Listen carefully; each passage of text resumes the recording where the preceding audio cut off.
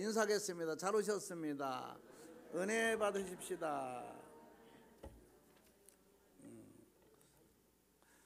미국에서 전화가 왔는데 뭐라고 왔느냐면, 한옥교회는 이렇게 예배 드릴 때 어쩌면 그게 정리정돈이 그렇게 예쁘게 잘 됐냐 그러는 거예요. 전화가 와가지고 기분 좋겠어요, 안 좋겠어요? 어쩌면 이게 우리 화면이 이게 진짜 세계적으로 다 나가잖아요, 예배 드리는 게. 여러분들은 한옥교회 나온 분들은 대단한 분들이요. 얼굴 다 세계에서 다 알아. 옛날에 브라질에도 그렇게 영상 안 올린다고 그렇게 전화하더니 미국에서 전화 와가지고 이게 멋있게 이쁘게 보이나 봐요, 우리 성전이. 어쩜 그렇게 깔끔하고 그냥 이렇게 정돈이 딱 됐냐, 그런 전화를 하더라고요. 너무너무 감사하고, 이 코로나 이 중간에도 우리는 정말 하나님 앞에 이렇게 마음과 중심을 드려지는 게 많은 사람들에게도 감동이 되지 않나. 그것도 전도가 되잖아요. 그래서 이제 자기네도 그렇게 한번 해보겠다고, 누가 그렇게 모셔다가 안 치냐 이렇게 물어보는 거. 아니, 자발적으로 하는 거야. 내가 그랬어. 아니, 어떻게 자발적으로 그렇게 하느냐는 거예요. 오면은 다 뒤에 앉고 중간중간 마음대로 앉는데 어쩌면 이렇게 딱딱 맞춰서 이렇게 하느냐. 그래서 다 자기들 살으려고 그러는 거야. 내가 그랬어. 뭉쳤으면 자기들 죽으니까 살으려고 그러는 거야. 예배는 드려야 되겠지, 살아야 되겠지. 그러니까 딱딱 그렇게 앉는 거다 그랬더니, 그러냐고 아주 그러더라고. 자, 우리 한번 따라서 합시다. 교회 중진들의 책무. 오늘 이 말씀을 보면 베드로는 교회 중진들에게 구체적으로 성도들이 할 일, 또 본이 될 일, 이거를 권고하고 있는 겁니다. 그래서 여기서 이제 장로라는 말이 나와요. 너희 중 장로들에게 권하노니, 이 장로라는 걸 잘 알아야 돼요. 이 장로의 뜻은 이 장로라고는 뜻이 뭐냐면 연장자라는 뜻입니다. 누구라고요? 연장자는 연세가 많으신 분, 어르신, 거기 그 무슨 모임에서 가장 그래도 뭔가 아시는 분을 얘기하는 거예요. 연장자. 그래서 구약과 신약의 이 장로의 뜻이 달라요. 구약에는 이렇게 연장자, 무슨 이제 모임이 있잖아요. 모임이 있으면 항상 연장자가 있어요, 없어요? 있지요. 어른이 있지요. 그리고 그 모임에서 설립하고 창립한, 처음에 시작한 분, 그 연장자, 그분은 거기 다 알지 않겠습니까? 처음부터 시작했으니까 너무 잘 알지요. 그래서 항상 너희들은 연장자들에게 물으라 이렇게 얘기를 해요. 그러니까 그 연세가 많으시고 거기에서 많이 알기 때문에 그들에게 물으라 이렇게 말을 하죠. 그래서 구약에는 어느 곳이든지 간에 연장자가 있어요. 그 모임에, 어떤 모임이든지 간에 어른이 있잖아요. 그래서 그들을 연장자들에게, 그래서 장로라고 하는 것은 연장자들이다, 연세가 많으신 분이다. 욥기에서도 그랬잖아요. 어르신께 물으라. 너희보다 먼저 세상을 살아본 들에게 물으라. 또 윗사람한테 물으라. 이 연장자를 얘기하는 거거든요. 이렇게 성경에 많이, 그래서 우리가 어른들한테 물으라고 하는 것은 굉장히 중요한 거예요. 젊은 사람들이 아무리 뛰어나고 머리가 좋고 재능이 좋아도요, 인생을 안 살아본 사람은 몰라요. 자기들이 뭐 배우고 듣고 한 거 얘기하는 거지, 쉽게 얘기하면은 서울에 간 사람하고 안 사람하고 말은 안 해도, 갔다 온 사람은 말은 안 해도 다른 거예요. 안 갔다 온 사람이 뭐 이렇고 저렇고 남대문이 몇 개냐면 뒤도 있고 앞에도 있고 옆에도 있고 위에도 있고 몇 개라고 그러잖아요. 근데 갔다 온 사람은 뭐라 그래요? 남대문 하나밖에 없는 거야. 그 저기는 뭐 동대문이지. 그렇게 이게 말이 다른 거야. 그래서 교회에서는 특별히 더 연장자에게, 장로님들에게 물으라는 겁니다.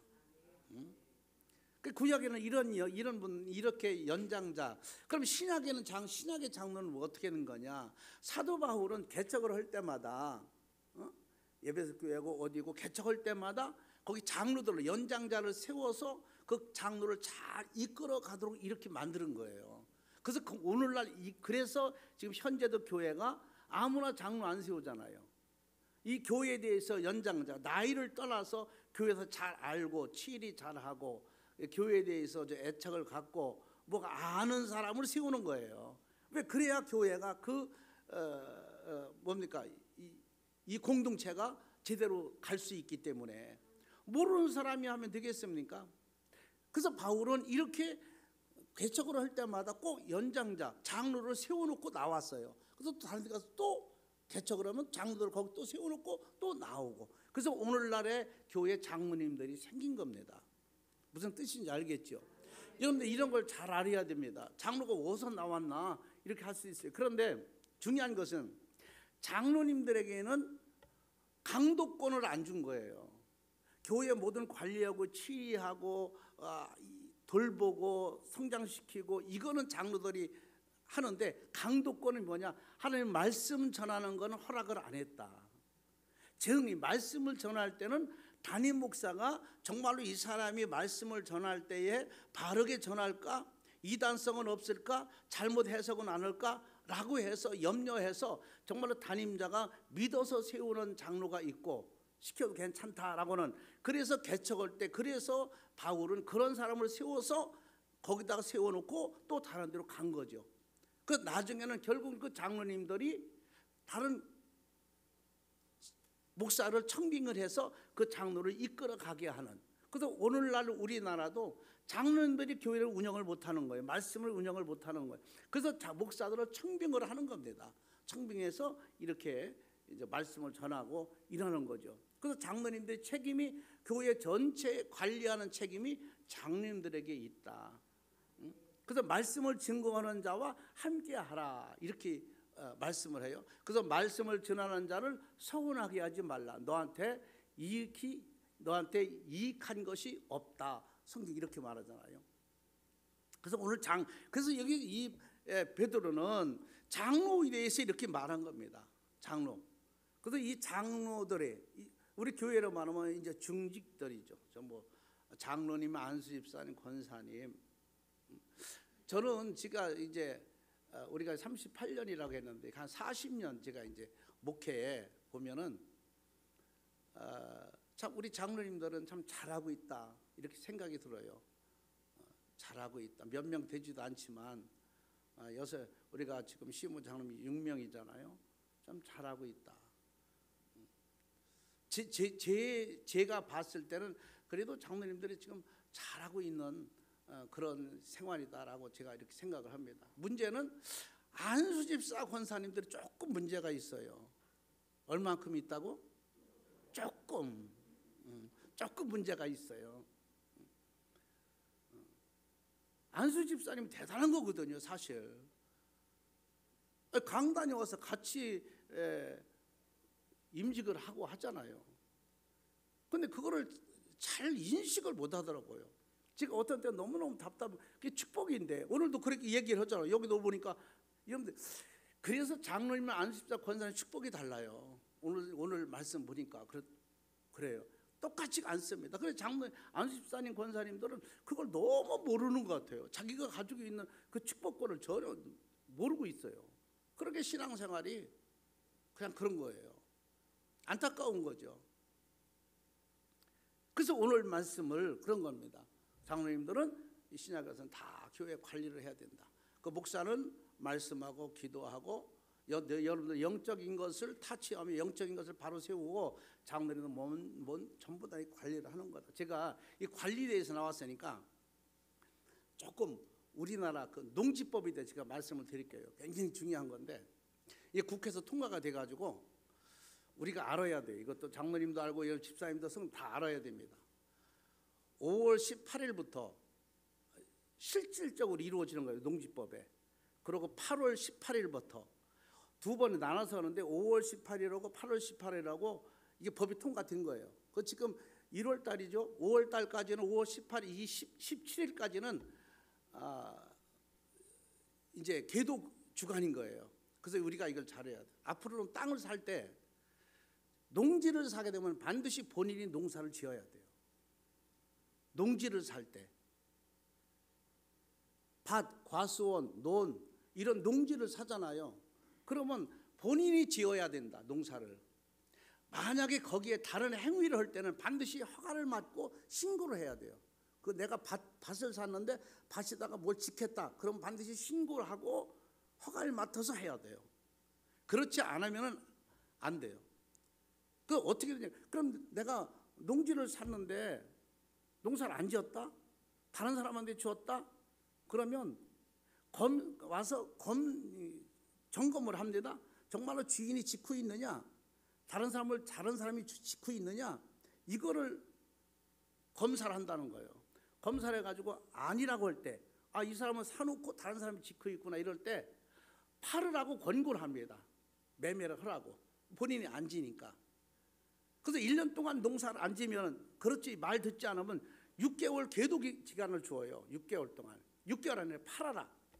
만약 그 안 팔으면은 시군해서 자기들 의무대로 팝니다. 그거를. 파는데 어떻게 파느냐면은 고시 가격으로 파는 거예요. 그렇게 완전히 땅값을 못 받는 거죠. 그래도 안 판다. 여러분들 못 판다. 그러면은 고시 가격에 1억짜리면은, 예를 들어서 1억짜리 땅이면 2,500원 1년에 세금을 내야 돼요. 벌금을 내야 돼요. 2,500만 원. 1억짜리면. 그럼 이게 한 번이 끝나냐? 아니, 매년마다 2,500만 원씩 그저 벌금이 갑니다. 그래서 안 냈다. 그러면 그 집에 차압을 합니다. 그래서 결국은 팔아야 되는 거예요. 가지고 있을 수가 없어요. 이게 5월 18일부터 8월 18일부터. 그렇게 왜 이렇게 하느냐면은 투기를 못하게 한다는 거예요. 돈 있는 사람이 땅을, 서울 사람, 돈 많은 사람이 땅을 시골 사서 농사 짓잖아요. 투기를 못하게 하는 거죠. 본인이 가서 짓든지 아니면 팔든지. 그러니까 앞으로는 불로소득이 없다는 거예요. 절대로 불로소득이라는 건 이제 앞으로는 있을 수가 굉장히 맑게 한다는 거예요. 그러니까 정원영이 한번 딱 치면, 생년월일 딱 치면 이 사람이 어디서 태어나고 어디서 살고 학교가 어디까지 나오고 뭐 하고 이걸 다 하는 거예요. 그리고 한 달에 수입이 얼마고 뭐, 이게 이제 아주 빠삭한 거예요. 이제 불로소득이라는 게 더불어서 생겨지는 게 없는 거예요. 정확하게 성경대로 수고한 만큼 먹는 거예요. 일한 만큼 먹는 거예요. 그리고 또 한 가지는, 이게 지금 대충 이렇게 설교를 해야 되니까 대충 얘기하는 거예요. 이것도 이런 거 알아야 되니까. 그럼 그냥 손해보면 안 되잖아요. 또 내가 신용을 1억을 받았다. 1억을, 은행에서 1억을 받았어요. 내 인형이 1억이 있어요. 그러면 내 재산이 수백억이 돼도 그 사람은 1억 이상은 대출 못 받아요. 안 줍니다. 법이. 근데 내가 이제 재산이 내가 빚이 없다. 재산은 많은데 빚이 없다. 그럼 2억까지 됩니다. 그 사람은. 그러니까 앞으로는 집도 사기 어려운 거예요. 젊은 사람들 집 사기 어렵습니다. 왜? 대출이 안 되니까. 목돈 뭐 하다가 사야 되는데 그렇게 목돈 뭐 하다가 살 사람이 얼마나 있습니까? 이게 법이 2022년도부터 바뀐 거예요. 물론 이제 정치가 또 바뀌면 또 이게 원화할 수도 있고 하겠지요. 그러나 이 농지법에 대해서는 시행이 지금 되고 있기 때문에 우리가 정확하게 여러분들 땅을 산다든가 할 때도 내가 농사를 짓지 않으면은 좀 사지 말아야 되고 관망을 좀 해야 된다. 그래서 왜 제가 이 말씀드리냐면 손해보면 안 되잖아요. 여러분들이 절대로 손해보면 안 돼요. 그럼 만약에 내가 절대로 농사를 못 짓게, 땅을 사놨는데 농사를 못 짓고 팔려고도 안 팔린다. 그러면 농지은행이라는 곳이 있어요. 거기다가 내 땅을 어떻게 해줘라, 농사를 지어줘라 해가지고 농지은행에다가 주는 거예요. 땅을. 그러면 그 농지은행에서 다른 사람을 해서 농사를 짓게 합니다. 그렇게 어떻게 말하면 사지 말라는 거야. 네가 농사 짓지 않으려면 사지 말아라. 아주 그 얘기입니다. 간단하게 얘기하면은. 너무나도 이 땅에 대해서 부정이 많으니까 사놓고 부정적으로 뭘 짓고 막 투기하고 이러니까 아예 이제 땅 가지고 농지 갖고는 투기하지 말아라. 그리고 우크라이나가 지금 이제 전쟁이 러시아하고 하려고 하잖아요. 근데 그 우크라이나 나라는 상당히 농지가 좋은 거예요. 거기서 밀이고 뭐고 나서 수출을 엄청나게 하는데 전쟁이 나면은 엄청 곡물이 오른다는 거예요. 2배 오른다는 겁니다. 그럼 지금 우리가 중국이 어디 수입을 많이 해오잖아요. 우린 자동차를 뭐 이런 거를 수입을 하고 우리 곡물을 수출을 하고 우리는 수입을 곡물을 해온단 말이죠. 그러면 이게 비싸면은 이런 지금 쌀1가마에 예를 들어서 중국에서 오는 거 10만 원이 온다고 봅시다. 한 가마에 앞으로는 30만 원 줘야 갖고 온다는 거예요. 그럼 이게 어떻게 되냐? 자죽자죽해서 이 나라에서 농사져서 이 나라에서 먹고 살아야 된다. 그래서 이 농지법을 지금 개정한 것 같아요. 제가 볼 때는 앞으로는 이 곡식도 상당히 비싸다는 거예요. 지금도 많이 올랐잖아요. 우리가 이런 것도 교회에서부터 여러분들이 알아야 되겠기에 제가 좀 공부를 했습니다. 공부를 해서 그런 법적인 게 나오면은 귀를 기울이고 듣고 해가지고 말씀을 드리는 거예요. 왜? 손해 보면 안 되잖아요. 절대로 손해 보면 안 되니까 이런 것도 생각하고 여러분들 법적인 걸 잘 법 아는 사람을 물어보고 그렇게 하고서 여러분들이 해야 된다. 이런 것도 관리다. 장로님들도 이런 걸 잘 알아가지고 성도들이 장로님들하고 상담을 많이 한단 말이에요. 이런 걸. 그럼 그때 알아야 얘기를 해서 손해를 보지 않잖아요. 그래서 이 장로님들은 이렇게 모든 걸 관리하는 것이다. 그러면 이 중직들이 어떻게 해야 되느냐? 이 책무가 뭐냐? 교회 안에서 우리 중직들이 장로님, 안수집사, 권사님이 중직들이 해야 할 일이 뭐냐? 1절 보겠습니다. 1절. 우리 장로님들, 우리 중직들이 해야 할 일이 뭔가 한번 보겠습니다. 1절.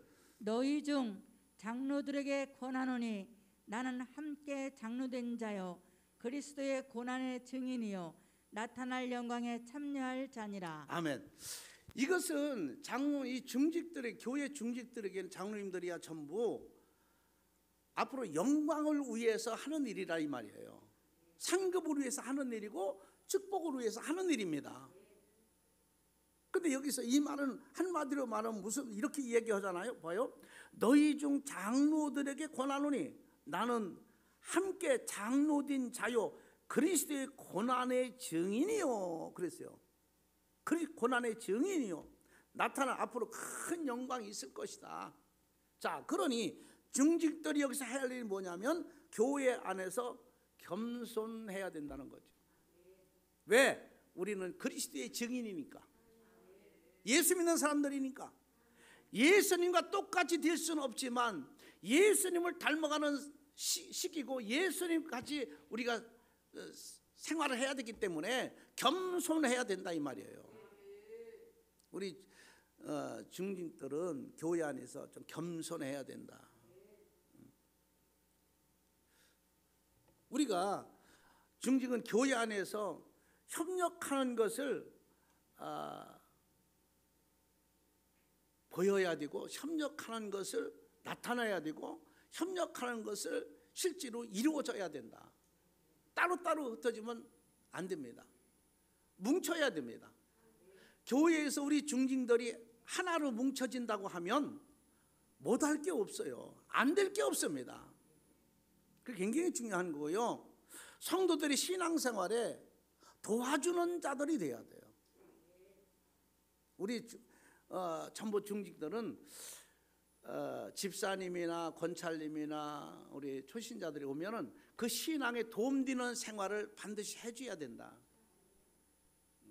이게 우리들이 할 일이다. 매사에 무슨 일을 수습하는 자가 돼야지 일을 벌리는 자가 되면 안 돼요. 무슨 일이 터졌을 때 그걸 마무리하고 수습하는 일들을 중직들이 해야 되는 거예요.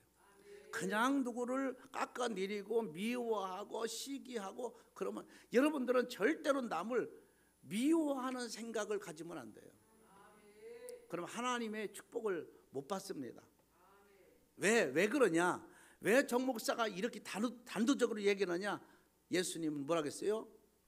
원수를 맺지 말라고 그랬어요. 그리고 원수를 사랑하라고 했잖아요. 그러니까 이거 절대로 교회 안에서 누구 하나라도 미워하는 사람을 내 마음에서 지워버려야 된다. 왜? 미워하는 사람이 있으면요 은혜를 못 받아요. 영적으로 성장이 안 됩니다. 그래서 원수라도 사랑하는 말이 미워하는 사람이 가지면 안 된다. 너한테 큰 해를 받는다는 거예요. 여러분들은 지금까지 생활하면서 주변에 미워하는 사람이 있어요, 없어요? 많이 있나 보네.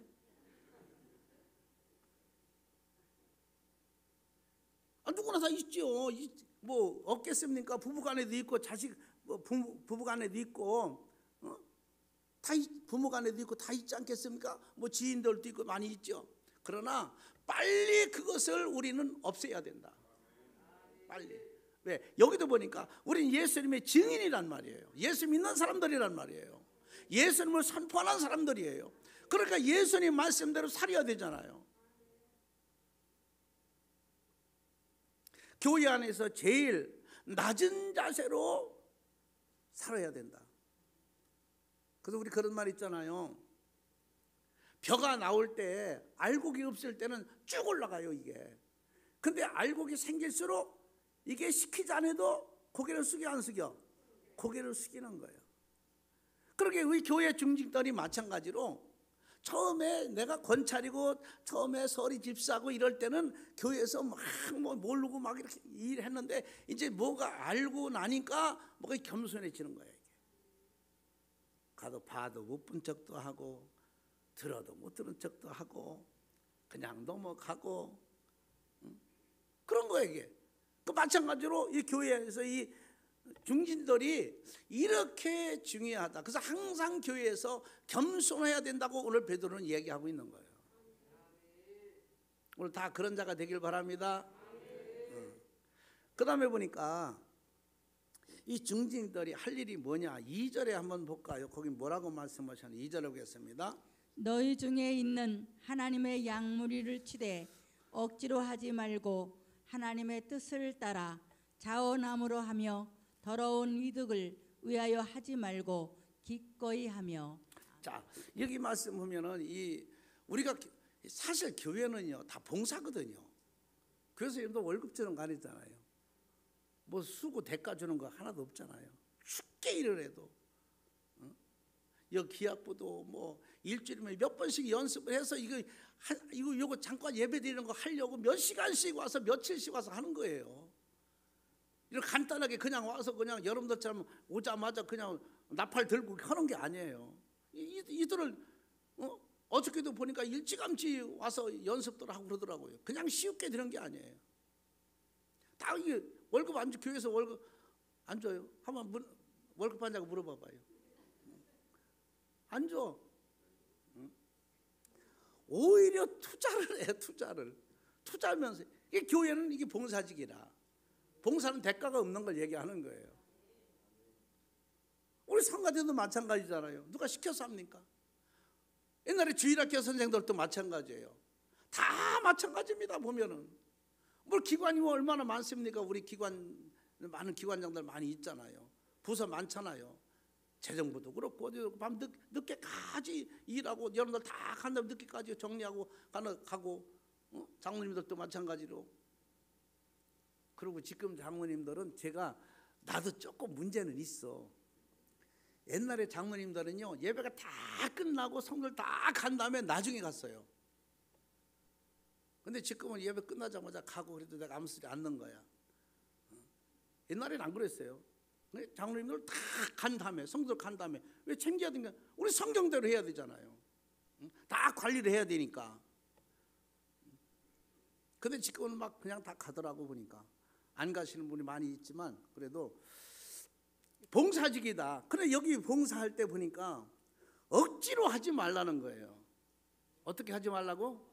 억지로 하면 안 돼요. 그러면 그 억지로 하는 일들은요 아름답게 이루어질 수가 없어요. 공부도요 자기가 하고 싶어서 할 때 머릿속에 들어가고 성적이 올라가지 억지로 부모가 강제로 소리질러서 시켜서 앉혀놓은들 엉뚱한 짓 하고 있어요. 공부 안 합니다. 머릿속에 들어가지도 않아요. 그게 하나님 앞에 봉사하는 것도 억지로 하지 말아라. 기쁨으로 하라. 즐거움으로 하라. 그러면 즐거움 기쁨으로 할 수가 없어. 왜요? 나 기쁨 즐거움이 없으니까. 그럼 어떻게 되느냐? 은혜 받고 성령 받으면 즐거워지는 거예요. 그럼 기뻐지는 거예요. 그럼 행복해지는 거예요. 그럼 봉사하는 거예요. 할렐루야. 이런다는 게 얼마나 축복인지 몰라요. 제가 어저께 저 당진의 신방을 갔어요. 당진의 신방 가서 그런 말씀했어요.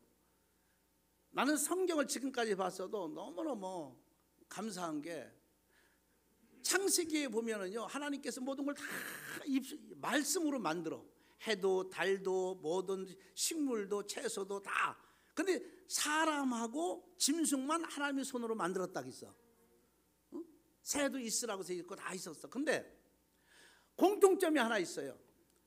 모든 야채고 모든 식물이고 짐승이고 사람이고 공통점이 그게 뭐냐면 번성하라는 거예요.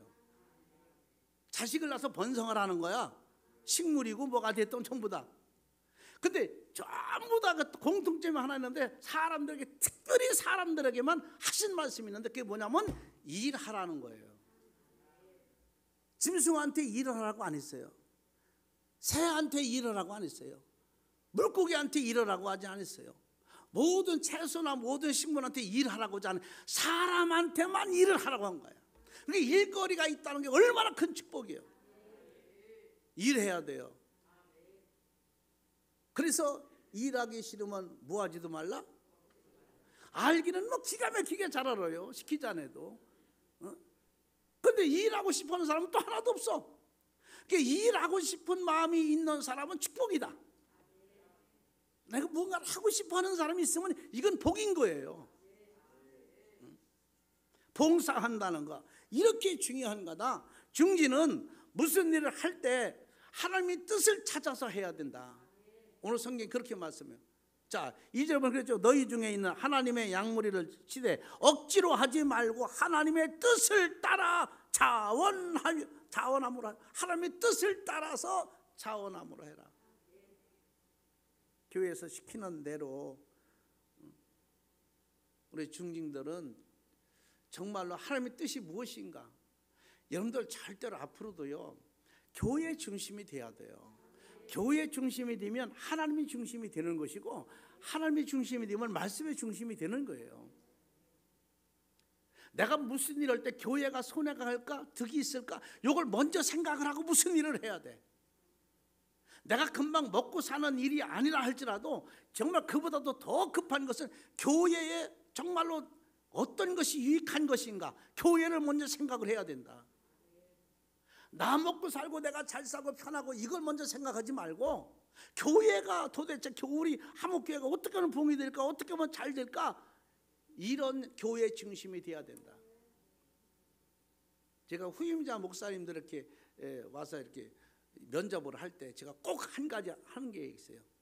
예수님 오실 때까지 화목교회라고 하는 교회가 난 존재됐으면 좋겠다.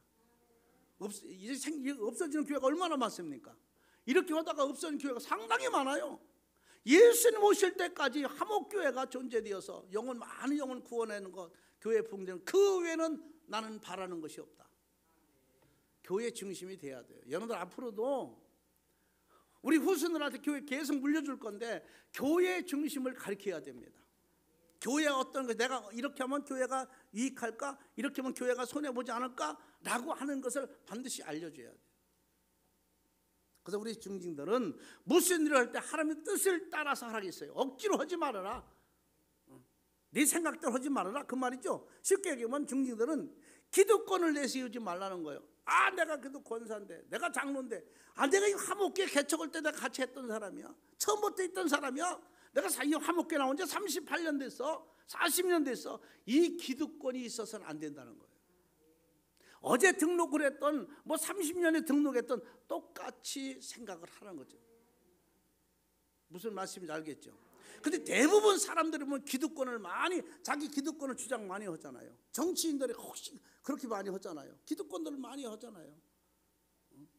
이 교회는 그러면 안 돼요. 장로가 됐든 목사가 됐든 개척을 했든 뭐 했든 내가 지었든 간에, 내가 교회를 뭐 혼자 단독으로 지었다 하더라도 그 기득권을 내세우면 안 된다. 억지로 하는 모습을 보이지 말아야지. 매사 일을 기득권을 가지고 억지로 하는 일, 난 그전에 많이 했으니까 당신이나 해, 이렇게 하면 안 된다 그 말입니다. 기쁜 마음 모습으로 해야 된다. 그러면 하나님께서 큰 상급을, 주의 일에 힘쓰는 자는 축복을 주시게 돼 있어요. 자, 봐요.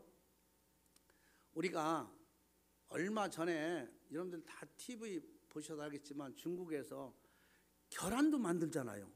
가짜 계란 만들어 팔았죠. 하여튼 뭐 계란이고 뭐고 가짜를 얼마나 잘 만드는지 몰라. 똑같이 만들어서 만두도 가짜 만두 해가지고 팔았잖아요. 팔고 그랬잖아요. 그 뭐 뉴스 나오고 그랬잖아요. 여러분들 예를 들어서 콩을 하나 있다. 콩이 있는데 콩을 사람이 인본적으로 사람이 만들 수 있을까 못 만들까? 콩 만들 수 있어요 못 만들어요? 만든다고 그래. 만들 수 있어요 못 만들어요? 에? 만들 수 콩을 여러분들 못 만들겠어요? 그보다 더한 것도 다 만드는데. 아니 실제 콩보다 더 이쁘게 만들 수 있어. 더 아름답게 만들 수 있어. 니아카에서 파는 여러분 금반지, 이 금반지도요, 이것도 이 진짜보다 더 이쁘게 만들 수 있어. 그게 사람들은 거기 빠지는 거야. 더 반짝대고 더 이 실제 금보다 더 멋있으니까. 이렇게 사람들이 그 인본적으로 만드는 게 굉장히 좋습니다. 그런데 그 콩은 지금 현재 이 콩보다 아무리 예뻐도, 아무리 멋있어도, 아무리 반듯해도 땅속에 묻으면 싹이 나요 안 나요? 어떻게 알아? 나 안 나? 안 나. 그런데 실질적인 하나님이 주신 콩은 싹이 나왔나? 나는 거예요. 세상에 우리가 세상 일에 좋다고, 세상 일에 편하다고, 세상에 행복하다고 세상으로 빠져오는 것은 축복이 없어. 그런데 주의 일에 이렇게 하나님이 주신 것에 못생겨서도 힘들어도 고통스러워도 하나님이 주신 일을 하는 사람에게는 싹이 나고 열매가 맺고 꽃이 피고 살아있는 거예요. 상급이 있다는 거예요. 그래서 하나님이 일을 많이 하라는 거예요. 세상 일하게 아무리 많이 해봐야 여러분 나중에 죽으면 상급이 없어. 근데 주의 일은 죽으면 상급이 있어. 그래서 오늘도 1절의 말씀 하반절에 보니까 고난의 증인이 나타날, 앞으로 나타날 미래 영광에 참여할 자니라. 오늘 영광에 참여할 자들 되길 주의 이름으로 축원합니다. 그래서 기쁜 마음으로 기쁜 모습을 보여야 된다. 바울이 항상 기뻐라고 했듯이 기쁜 모습을 보여야 된다. 그 다음에 볼까요? 우리 중진들이 해야 할 일이 뭐냐? 3절 한번 보겠습니다. 3절. 맡은 자들에게 주장하는 자세를 하지 말고 양무리의 본이 되라. 자, 거기 말씀 보면은요, 타인에게 주장하는 자세로 가지면 안 된다는 거예요. 우리 중진들은 교회에서 다른 사람이 주장하는 자세, 이 자세를 가지면 안 된다. 이 자세를 버려야 되는 거죠.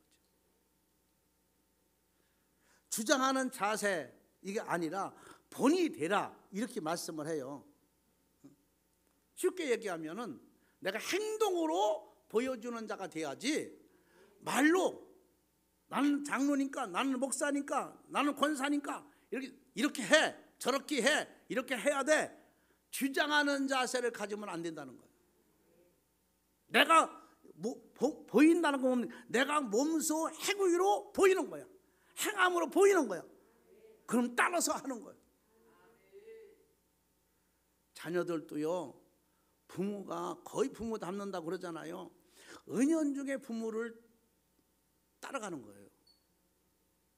걸음걸이도 행동도 말도 숨소리도 제스처도 다 부모를 닮게 돼 있어요. 왜? 항상 같이 우리 부모가 그러니까. 그냥 가정에서 술만 먹는 아버지가 있으면요, 그 자식 보고 술 먹지 말라고 하면 안 먹겠습니까? 보고 느끼고 하는 것이 그건데, 우리 아버지가 이렇게 술 먹고 이렇게 했는데 자동적으로 자기도 모르게 하는 거예요. 자동적으로. 상당히 중요한 겁니다. 교회에서도 여러분들의 영역이, 왜 영권 있는 목사, 영역 있는 목사가 세우려고 그러느냐? 성도들이 은연중에 목사를 닮아가는 거예요. 기도하는 것도 보면은요, 옛날에 보면은요, 내가 방언하던 그 방언의 목소리도 자기들 똑같이 하는 거예요. 지금 뭐 다 그분들이 목사 됐습니다만은, 목사 지금 목회하고 있지만은 다 닮아가더라고요. 그런 것이. 그래서 영적인 것이 매우 중요하다. 그래서 우리 중진들은 절대로 주장하는 자세를 가지면 안 된다. 여기 분명히 그렇게 말씀했어요. 맡은 자들에게 주장하는 자세를 하지 말고, 주장하는 자세를 하지 말고 그랬어요. 약물의 본이 되라. 행함으로 보여라. 행함으로 말하라. 행함으로 가르치라. 그 말이죠.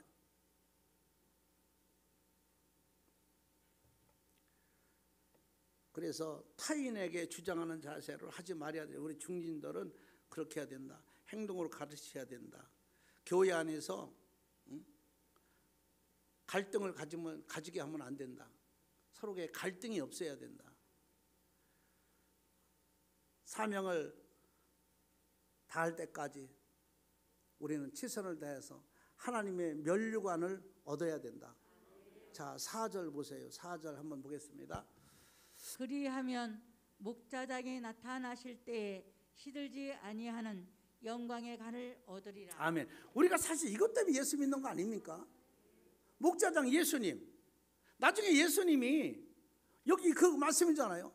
예수님이 나타날 때, 만날 때 시들지 아니한 최고 값이 나가는 최고의 상급, 이런 것을 영광의 관을 얻게 하기 위해서다. 지금 정 목사가 여러분들 앞에 이렇게 말씀을 전하는 것도 여러분들 최후에 나중에 하나님의 영광을 받기 위해서 이렇게 해야 하나님의 영광을 받고 이렇게 해야 하나님의 축복을 받는다라고 하는 것을 지금 얘기하고 있는 거예요. 자, 말씀 마치겠습니다. 교회 중진들은 상당히 진짜 무겁습니다. 어깨가 사실은 교회가.